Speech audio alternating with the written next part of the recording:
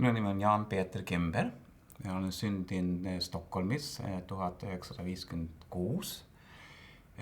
Mu isa ja ema olevat mõlemad põgenikud, tulid Rootsi 44 ja mu vanaisa oli Arsenali ülem. Teda küüditati väga kiiresti, et Eesti eksporteeris pistolkuulipüldajad ja niisugust värkisi, mis ta tegid. Ja siis tulid venelased 40 ja ta otsa kohe viidi sealt ära. Pagari tänapäeval ja siis suri 41 Siberis. Ja küüdistus oli, et ta oli pahane olnud tööliste vastu.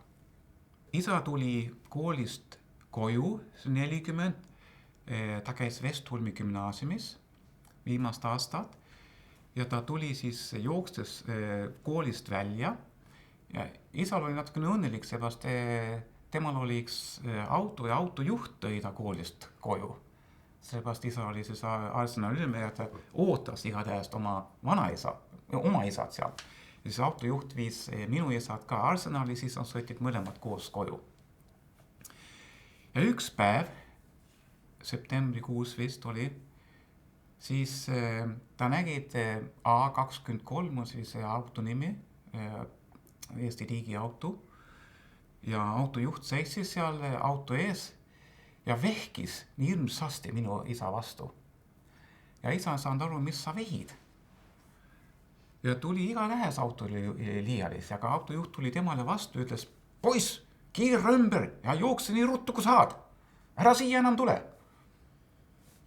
Ja isa ehmatas ära ja saanud aru, aga tegi nii iga tähes ja jookses ära ja see oli siis, kui isa tema viidi ära sealt, siis küüditati ära. Nad jätsid mu vanaema rahus, sellepärast ta oli venelanna. Aga ema ütles ka, et ära siia tule poiss, kao minema. Ja siis ta läks tagasi kooli Vestholmi gümnaasiumi ja siis nad rääkisid läbi poistega, mida teha. Mis siin juhtub õieti. Ja siis oli juba nii, et sakslased hakkasid sisse tulema ja siis oli niimoodi, et nad ütlesid poistele, et tulge Saksa sõjaväkke. Ja isa hea sõber, Heldur Taimre, nad läksid ka sinna kontorisse, kus need sakslased istusid ja nad läksid läbi selle Saksa protsessi, kõik need paberid ja mis nad pidid tegema ja kui neil oli läbi läinud selle suure protsessi, siis nad tulid välja ühest uksest ja seal oli niisugune väljak ja see väljak oli traadiga kinni pandud.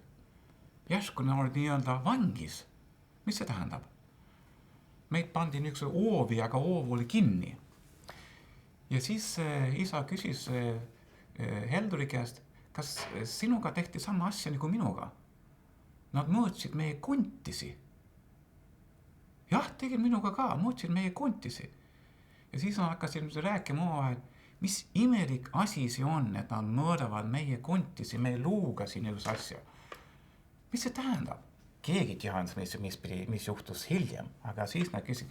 Ja siis isa ütles niimoodi, et kuule, midagi on siin viltu. See sakslaste värk ei tunne hästi, see on midagi siin ei passi meile. Ja siis paar tundi hiljem nad tegid auku seal selles võrgus, roomasid võrgust välja, läksid sadamasse, võtsid ühe paadi ja aerutasid Soome. Ja siis võtti need vastu loomulikult Soomes ja nad said siis Soome sõjaväkke sisse ja siis nad asutasid selle Soome poiste, see tuntud Soome poiste värk seal. Ja seal nad oli kuni juuli 44 ja siis 44 tulid tagasi Eestisse ja siis nad katsusid see rünnakut pidada, Vene rünnakut pidada.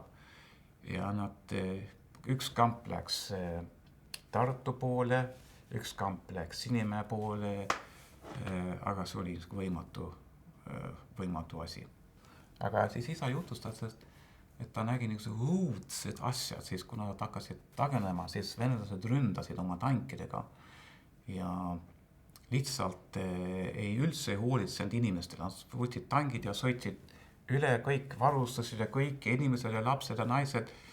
Nad ei tehtud üldse sellest välja, kas inimesed olid tee peal või Nad sõitsid üle ja tapsid inimesi nõndamoodi. Ja siis ta põgenes Tallinnasse tagasi, siis kõik see Soome poisid nad lahustasid ja kaotasid kõik üks teisest ära.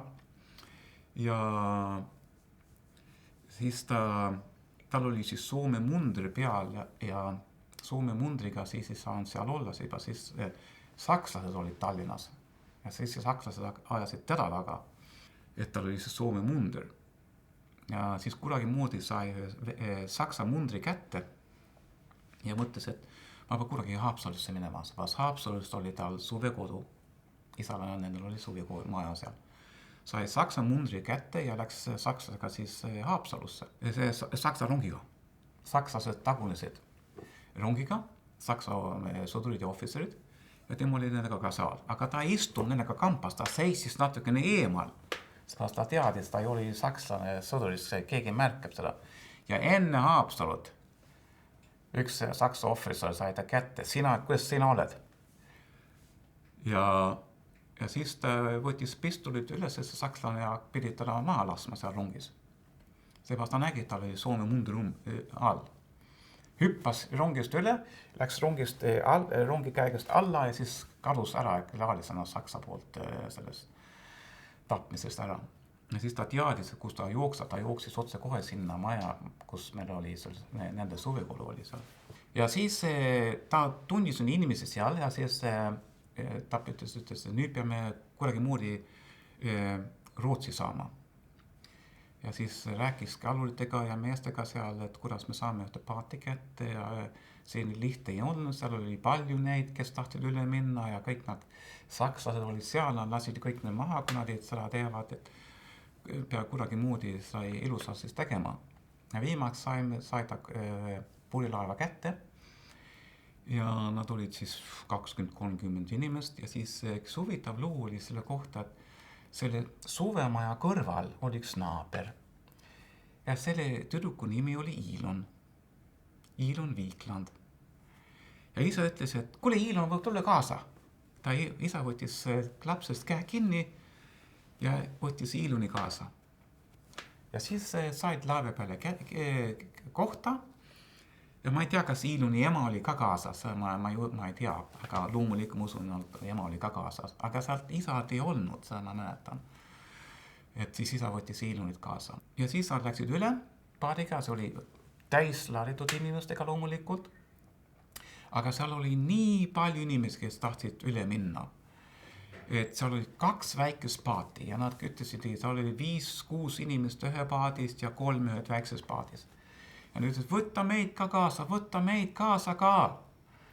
Ja siis viimaks isa ütles, paned trossiga kinni ja nad panid nii sleppi, need paadid.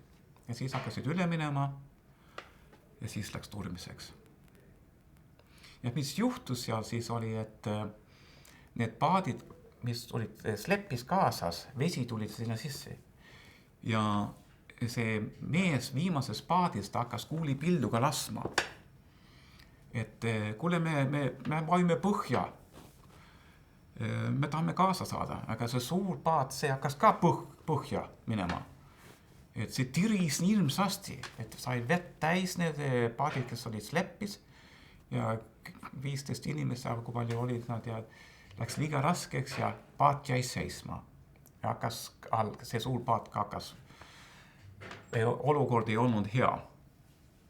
Ja siis oli isa kõigi hirmsam lugu elus. Ta pidi selle trossi katki tegema, lahti lõikama. Ja nad kadusid siis merre. See oli see hirmus lugu.